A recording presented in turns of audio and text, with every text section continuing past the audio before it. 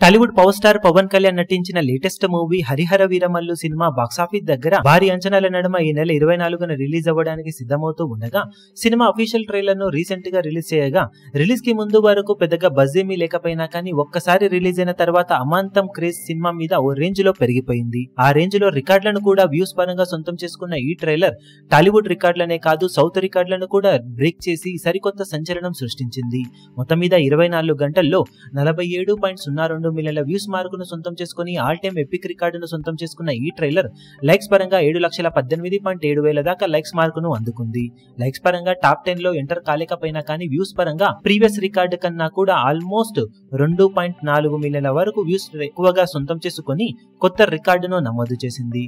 First place లో ఇప్పుడు హరిహర వీరమల్లు 47.02 మిలియన్ల వ్యూస్ తో టాప్ లో ఉంటే రెండో ప్లేస్ లో పుష్ప 2 సినిమా ట్రైలర్ 44.67 మిలియన్ల వ్యూస్ తో నిలిచింది. తర్వాత గుంటూరు కారం 37.68 మిలియన్ల వ్యూస్ తో, గేమ్ చేంజర్ 36.24 మిలియన్ల వ్యూస్ తో, సలార్ 32.58 మిలియన్ల వ్యూస్ తో మిగిలిన స్థానాలలో నిలిచాయి.